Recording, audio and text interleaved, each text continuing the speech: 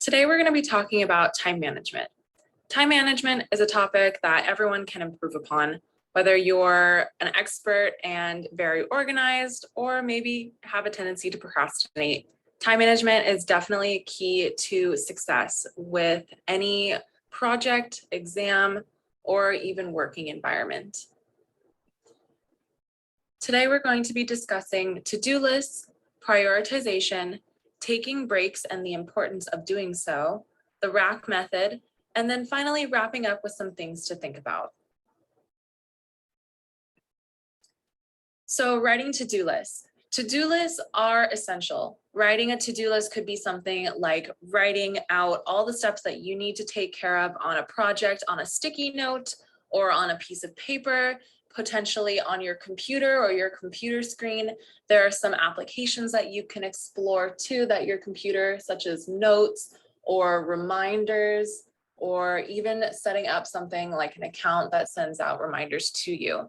But essentially, to-do lists are really your way of taking things step by step. You can even break things down. So for example, if you have an exam that you need to study for and there are multiple parts to the exam, you would want to break it up into sections. Something easy for you to do is to break things up, crossing things off. And there is no better feeling than crossing something off of a to-do list or erasing it on a whiteboard, just to show that you can actually get things done off of that list. Another really great tool to use is Google Calendar. So if you have at hawaii.edu, which all of you should, you have access to what's called Google Calendars.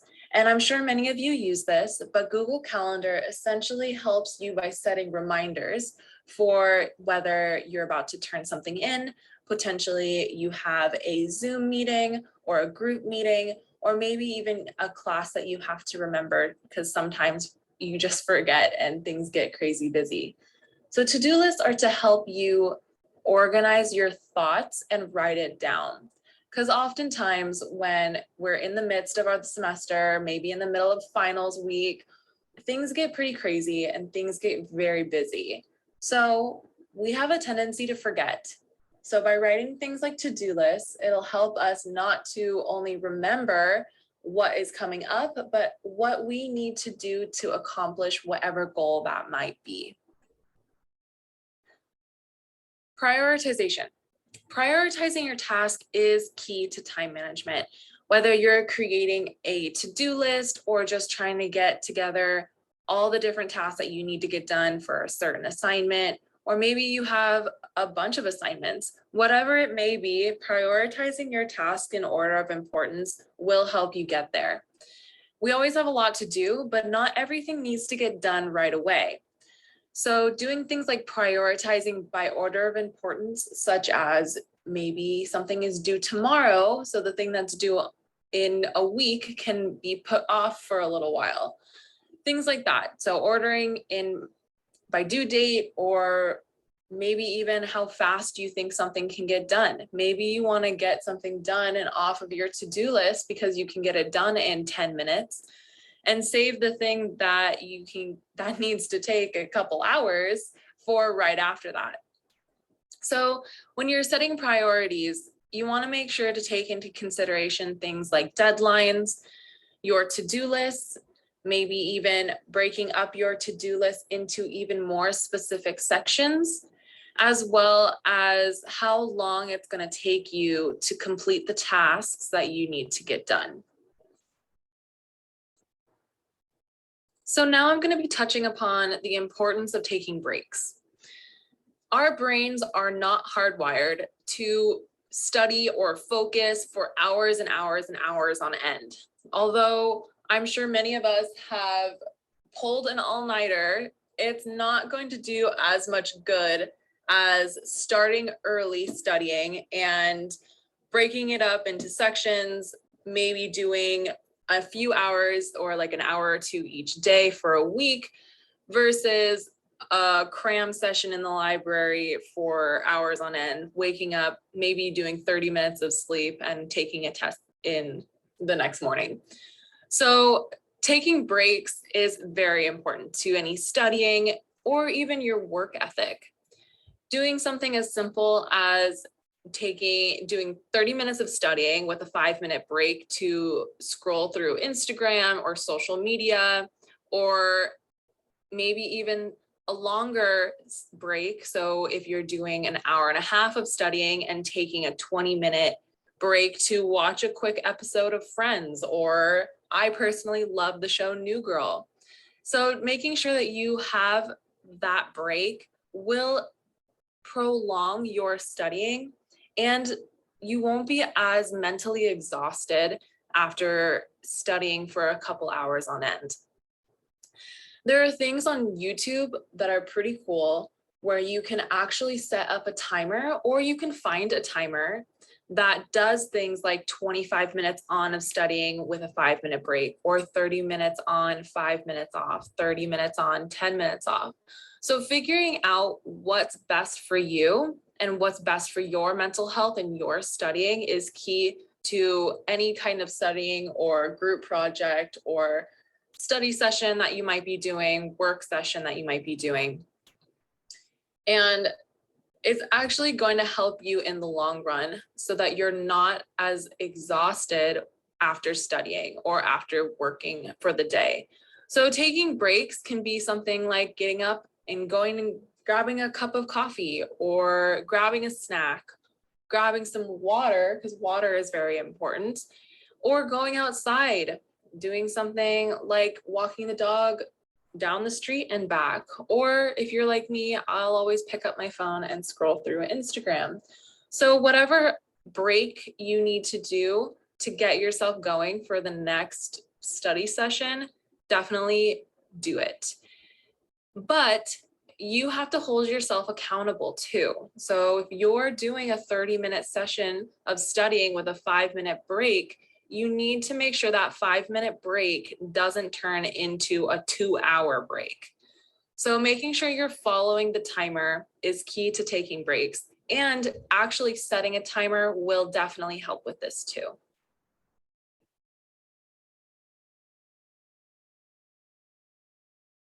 Are you constantly finding yourself behind at work or school? Do you arrive at the end of the day and realize you've accomplished nothing on your to-do list? Well, odds are you're not very good at time management.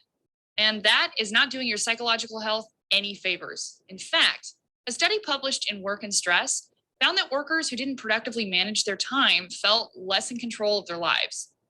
Here's the good news. You can get better. Paying attention to how you spend your time will help you manage it more effectively. And we're going to help you learn how to do just that. Today on Wellcast, we're going to get you in control of your day with our RACK method: recording, analyzing, and changing. 3 easy steps to great time management.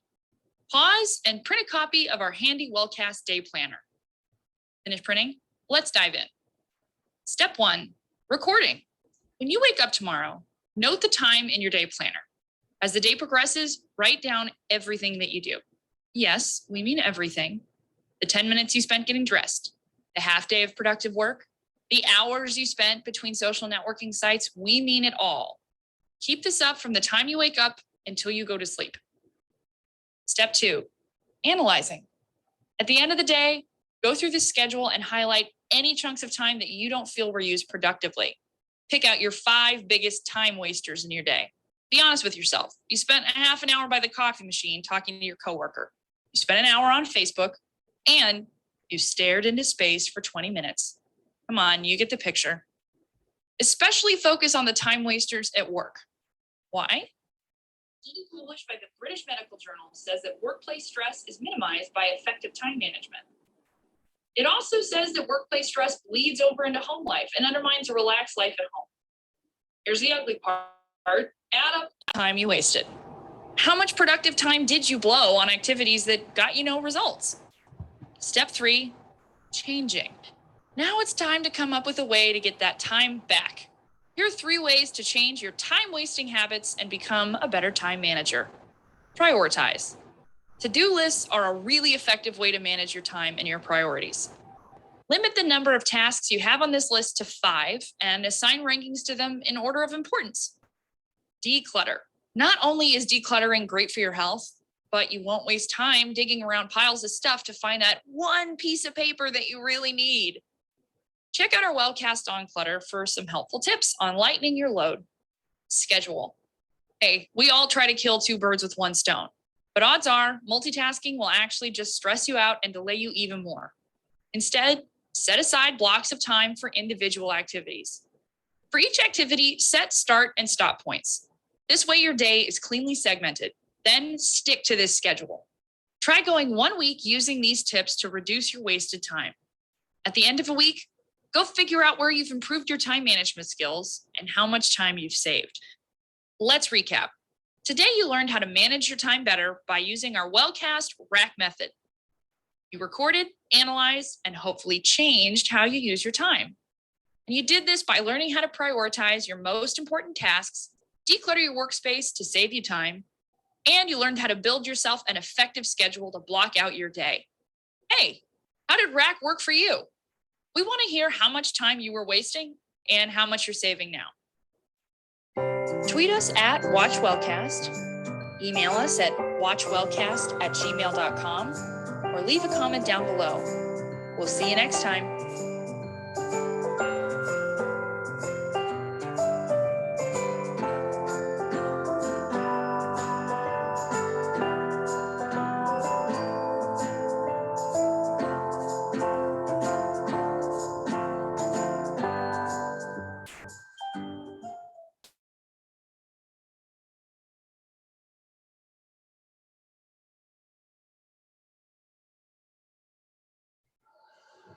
All right, we talked a lot about different strategies and time management and things that we can do to be better at it. So let's just do a quick check-in with ourselves. How are you feeling? If you're feeling pretty good, great. Maybe you learned something, or you're gonna make sure that you are definitely taking those breaks and things like that. Maybe you already knew most of this. You're already a time management professional and know all the tricks and tips. Or maybe you're not too sure about time management. You know that you can improve, which is totally fine.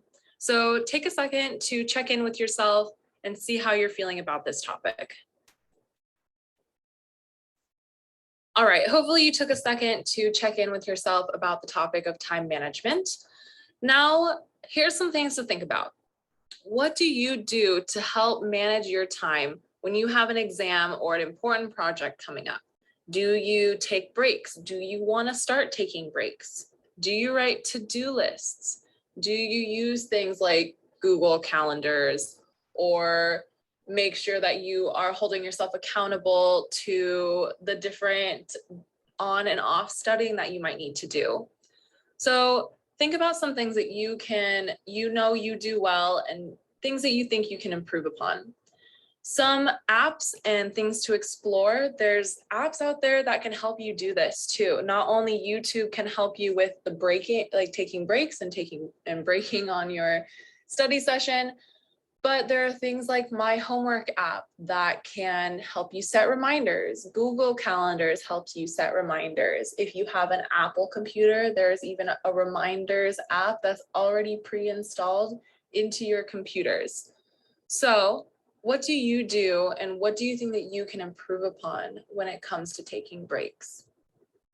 As a side note and side tangent, some things that I have heard help with things like time management and getting motivated to actually do things such as writing to-do lists are starting off the day by doing something simple as making your bed.